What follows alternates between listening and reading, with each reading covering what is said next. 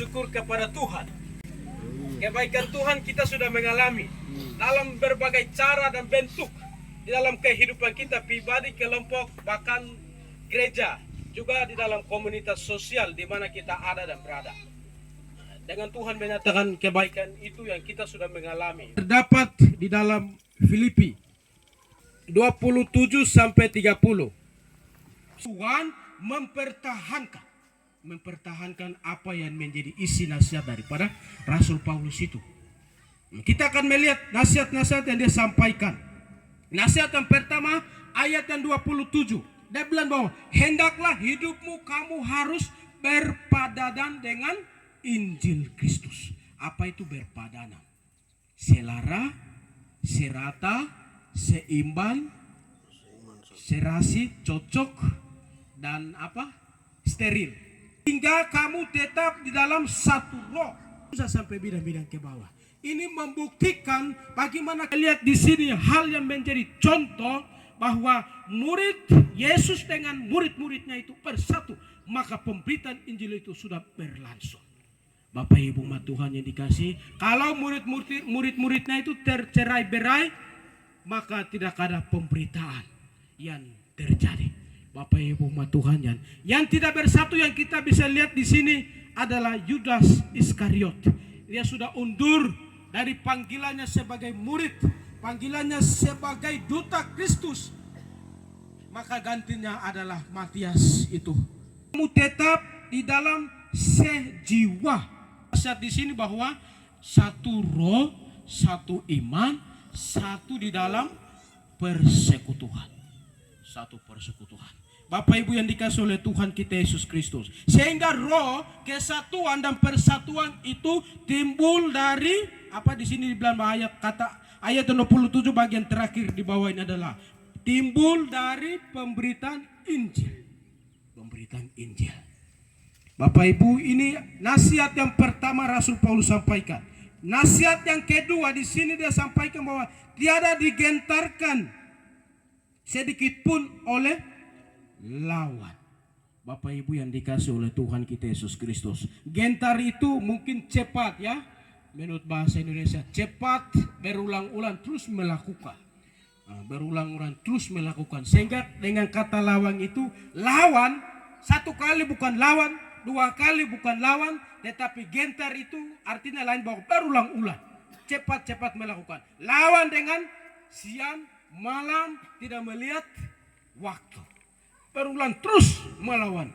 Melawan dia. Di sini siapa yang harus melawan? Kita akan lihat di sini yang dimaksud adalah memang kota Roma itu adalah di mana perkembangannya filsafat Yunani. Yang disebut adalah Yunani atau ateis. Ateis itu nama kotanya semacam provinsi Papua Selatan, lalu ibu kotanya Merauke. Jadi di Athena itu ada 3 tokoh filsuf yang berkembang. Yang pertama Sokrates, Aristoteles dan Plato. Dan mereka punya pikiran dan pandangan itu sangat mempengaruhi sekitar itu. Baik itu di Roma, baik itu termasuk mereka yang jemaatnya di Filipi itu. Sehingga dia sampaikan bahwa kamu harus melawan mereka yang mengabar gitu. Boleh lihat, saya minta satu orang baca supaya kita melihat mengapa Rasul Paulus sampaikan itu. Filsafat dan tadi kita maksud. Kolose pasal 2 ayat 8.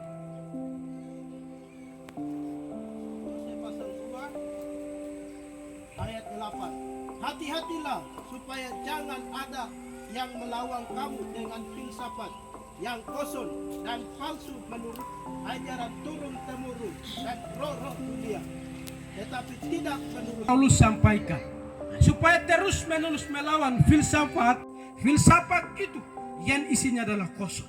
Ini hal yang dia sampaikan, maksud ayat yang ke-28, supaya terus kamu melawan itu.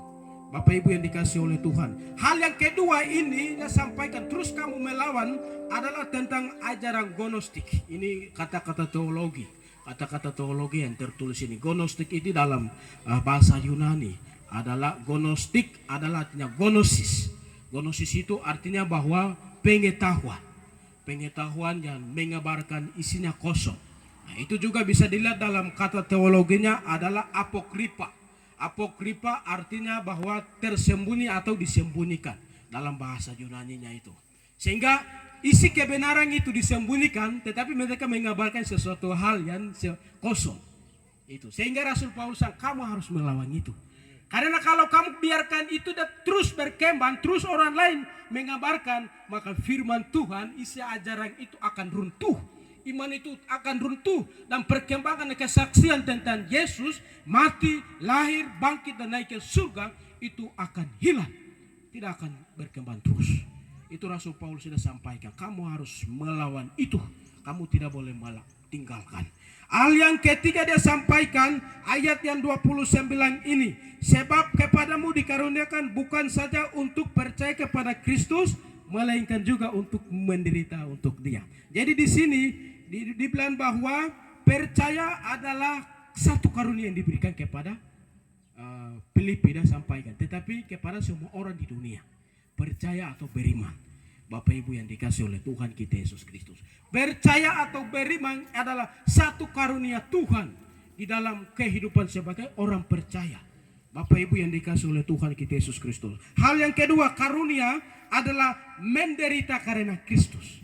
Ya, kalau pelayanan Tuhan harus menderita, sakit, susah. Seperti Bapak Pendeta Yohanes. Kalau tentang pelayanan Yesus, kalau sudah tibar, sudah masuk di dalam pelayanan Tuhan, jangan pikir bahwa hidup dan pelayanan di dalam Yesus itu akan baik-baik. Malah yang tidak baik yang akan datang. Malah yang sakit yang akan datang. Malah keluarga yang meninggal itu yang akan datang. Malah yang lain perebutan yang mungkin kehidupan kita, mungkin tanah kita, lokasi kita yang akan banyak yang datang membanjir. Bapak Ibu yang dikasih oleh Tuhan kita Yesus Kristus. Itulah sebabnya disampaikan bahwa untuk percaya kepada Kristus adalah satu karunia, dan menderita karena Kristus adalah juga adalah satu karunia Tuhan berikan. Bapak Ibu, kita juga mengenang ini. Kemarin kita sudah merayakan hari Selasa 51 tahun Injil masuk di wilayah selatan. Injil masuk di wilayah selatan, kita sudah merasakan. Orang tua dulu, para pendeta penginjil, mereka sudah masuk menginjak di tanah Marim, Marim Anim, Abiyo. Mereka menginjak pada waktu itu juga, mengatakan dalam nama Allah Bapa, dalam nama Allah Anak dan Allah Roh Kudus. Mereka menginjak. Artinya bahwa bukan mereka hanya menginjak saja, tetapi mereka juga pada waktu itu sosial budaya itu paling kental. Saya ada buku yang saya baca, wilayah selatan punya dulu tantangannya masuk sebelum pemerintah masuk. Pemerintah masuk, Katolik sudah masuk sementara itu, dan Injil gereja-gereja Protestan juga mulai masuk. Jadi wilayah selatan itu bukan begitu baik. Dulu yang dibilang bahwa di wilayah selatan itu manusia-manusia kanibal, manusia-manusia yang makan daging sesama manusia itu. Itu tantangannya luar biasa. Tantangannya luar biasa yang mereka masuk. Sampai hari ini hasilnya itu kita ada. Dan umat Tuhan yang dikasih oleh Tuhan kita Yesus Kristus. Artinya bahwa menderita bagi Kristus menghasilkan sesuatu hal yang baik. Sesuatu hal yang baik menurut saya di sini adalah meletakkan peradaban orang beriman di atas dasar Yesus. Memberikan pengetahuan yang sebeluas-luasnya. Pengetahuan tentang agama, bagaimana kita mengenal Yesus itu melalui ajaran yang di bawah itu. Merubah paradigma hidup kita. Kalau wilayah penggunaan. 3, dia bicara tentang pribadi dia. Aku telah ada di dalam penjara, maka tidak mungkin aku datang kembali lagi. Tidak mungkin akan datang kembali lagi. Maka itu dia merangkai. Dia merangkai seperti nasihat ayat 27, 28 dan 29 itu. Maka kamu tetap teguh, maka tetap kamu kuat, maka tetap kamu teguh melakukan ajaran itu. Aku tidak akan datang karena diriku ada di dalam penjara. Bapak Ibu, kalau kita melihat hal itu dengan sedih hati, patah hati, maka itu bisa menjadi menangis. Seseorang kita, saudara kita mungkin dipenjarakan, atau saudara kita, bapak kita mungkin meninggal. Baru kata terakhir yang disampaikan itu menjadi, satunya itu memberikan kekuatan, tetapi satunya itu memberikan sakit hati, membuat kita bisa menangis. Bapak Ibu. Sehingga Rasul Paulus sampaikan itu. Bapak Ibu yang dikasihi oleh Tuhan kita Yesus Kristus. Ini nasihat yang datang kepada jemaat Filipi. Hal yang menjadi renungan kita pada pagi hari atau siang ini, kita akan melihat ada beberapa hal menjadi renungan. Bagaimana kita merefleksikan itu di dalam kehidupan kita. Hal yang pertama di sini adalah kita hidup dalam kesatuan. Sampai kepada dunia utara, dunia barat, dan sampai kepada kita tanah Papua. Pemberitaan Injil itu kita telah mengalami. Hanya karena kita bersatu. Kita hidup di dalam. Bapak Ibu Tuhan yang dikasih oleh Tuhan kita Yesus Kristus. Hal yang kedua adalah ayat yang 28 ini. Tidak digentar oleh lawan. Apa yang dimaksud dengan lawan? Yang pertama adalah tadi kita sudah lihat. Ajaran gnostik itu sudah melebar luas. Yang kedua adalah filsafat. Itu mempengaruhi tatanan iman orang percaya. Hal yang berikut juga bagaimana kita mau melihat di sini lawan kita adalah iblis. Iblis bekerja siang malam, dia seperti singa yang mengaum-ngaum. Pertama Petrus 5 ayat 8 dan 9 itu. Iblis itu berjalan seperti singa yang mengaum-ngaum dan menelan orang percaya.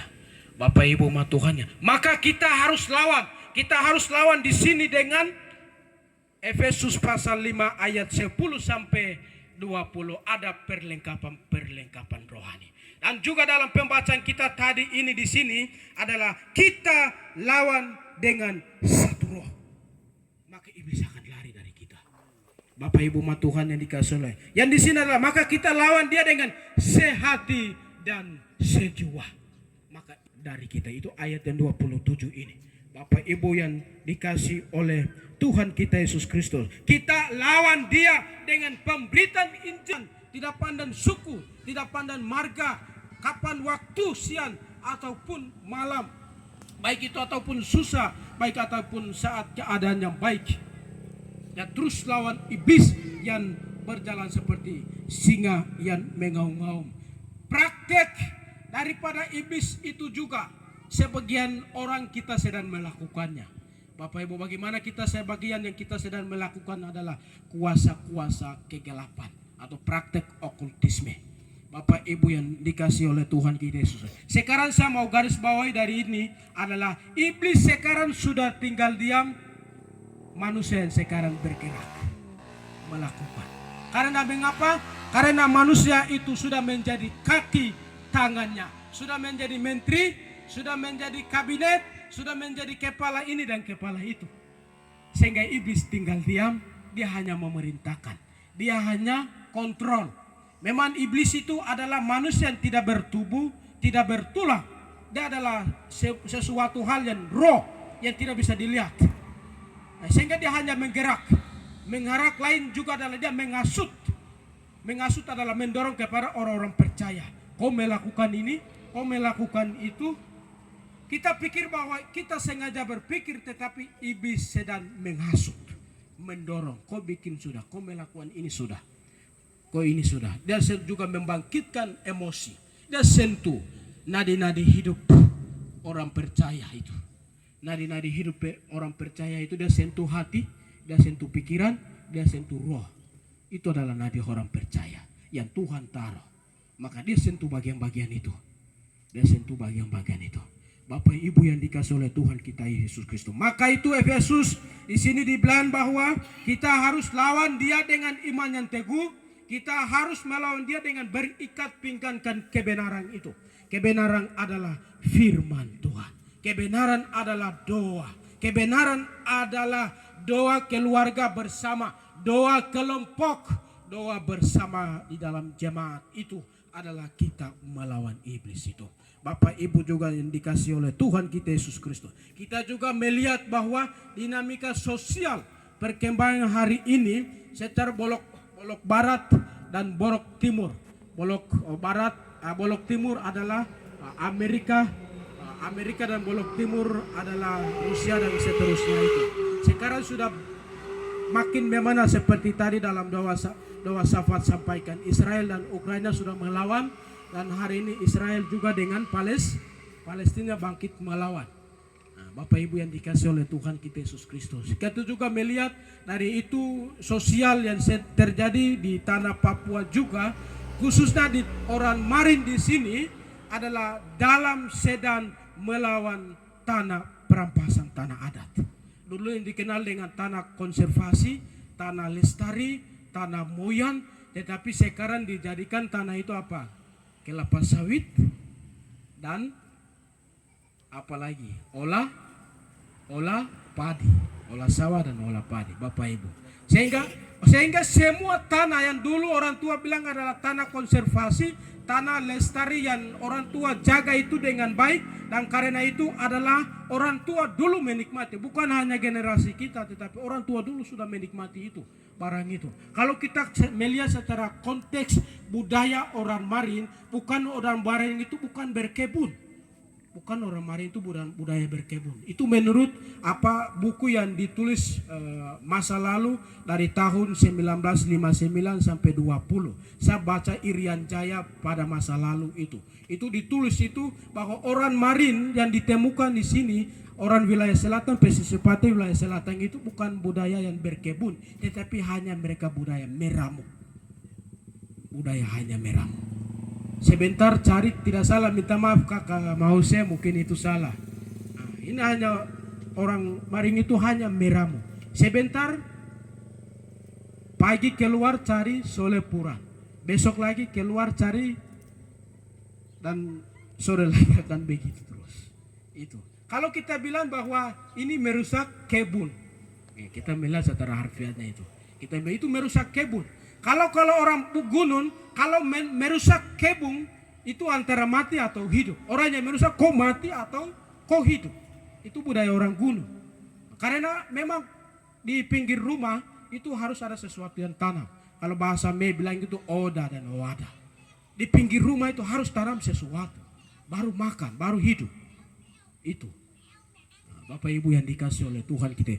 Konteks itulah gereja sedang berkembang, Bapak Ibu, khususnya kita di wilayah selatan. Kemarin dalam HUT itu ada saya punya artikel yang saya tulis dan saya posting di saya punya Facebook bahwa HUT 50 tahun gereja Kimi di selatan tentang tanah, gereja dan tanah. Kita melihat konteks orang budaya Marin itu kan di tengah perampasan. Di tengah perampasan. Jadi saya menguraikan dengan beberapa referensi kemarin itu. Bapak Ibu yang dikasih oleh Tuhan kita Yesus Kristus. Dan saya teruskan kepada Adem Isa Kudiai supaya itu baca saya punya pikiran kemarin itu. Gereja dan tanah. Bapak Ibu, kita hidup gereja itu berkembang di atas tanah.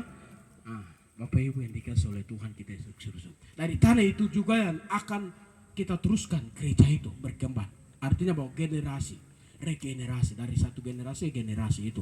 Dari tanah juga yang kita akan menantikan Yesus. Dari tanah juga yang kita menantikan Yesus. Dari tanah itu juga yang kita menyambut Tuhan itu akan datang ke bumi. Dan dari tanah itulah yang kita hidup beranak cucu dan bertambah penuhi. Seperti firman Tuhan Kejadian pasal 1 ayat 26, 27 dan 28. Yesus memberikan amanat. Kamu harus beranak cucu dan bertambah penuhi. Dari tanah ini, bukan dari udara, bukan dari langit. Bapak Ibu umat Tuhan yang dikasih oleh Tuhan, itu artinya bahwa kalau itu juga menjadi satu tantangan iman kita orang percaya, Bapak Ibu yang dikasih oleh Tuhan kita Yesus Kristus. Kalau kita tinggal begitu saja, kita tinggal diam saja, maka apa yang terjadi? Apa yang terjadi? Sakit hati. Lebih baik harus berpikir, Tuhan kasih hikmat. Bapak Ibu yang renungkan kembali. Dan karena kita ada di tanah Hanimha Marin, situasi yang terjadi di tanah Marin, wilayah selatan, bahkan di seluruh tanah Papua. Bapak Ibu yang dikasih oleh Tuhan kita Yesus Kristus. Ini hal yang kedua. Hal yang ketiga di sini adalah hidup berpadanan dengan Injil Kristus. Siapa di sini yang sempurna hidup? Tidak ada toh? Kita adalah manusia yang lemah. Lemah sisi tubuh dan kadang lemah juga sisi rohani. Kita tidak sempurna, kita katakan itu 100%-nya iman secara rohani itu 100%. Tapi kadang lemah dan kadang ini dan itu. Maka itu di sini firman Tuhan yang datang kepada kita pagi hari ini bahwa kita harus hidup kita dengan selaras dengan firman Tuhan. Firman Tuhan berbicara tentang Yesus, maka kita perlu belajar karakter, hidup, karya dan pelayanan daripada Yesus. Bagaimana kita seimbang dengan Yesus.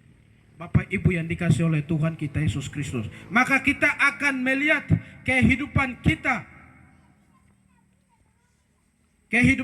Kita akan melihat Bapak Ibu umat Tuhan yang dikasih oleh Tuhan kita Yesus Kristus. Saya minta sekali lagi boleh baca untuk Roma pasal 1 ayat 17 dan 18. Penuhi atau setara dengan Injil Yesus, maka kau berani putus sapu leher tapi jiwa kau ada di surga. Tapi kalau imannya belum siap, kalau hidupnya belum setara atau belum terima Yesus, aku menyangkal demi Yesus dan aku hidup. Itu antara dua, mati atau hidup. Bapak, itu sedang terjadi Bapak Ibu. Firman Tuhan yang disampaikan ini sedang terjadi menuju ke sana Bapak Ibu. Maka itu hidup kita harus sepadan dengan Injil Kristus. Bapak Ibu yang dikasih oleh Tuhan kita Yesus Kristus. Demikian renungan kita di pagi hari ini. Kita sampai di sini ada berapa prinsip yang kita lihat di sini dalam firman Tuhan ini. Adalah prinsip pertama adalah berpadanan dengan Injil Kristus. Yang kedua adalah kita satu di dalam kesatuan, hidup dalam kesatuan. Yang ketiga adalah kita hidup teguh dalam satu roh. Bapak Ibu umat Tuhan yang dikasih oleh Tuhan. Yang keempat adalah tiada digentarkan oleh lawan. Dan juga kita lawan itu. Tema tadi kita adalah tetap berjuang. Demikian firman Tuhan kita pada siang ini. Kita sampai di sini dan pengacara.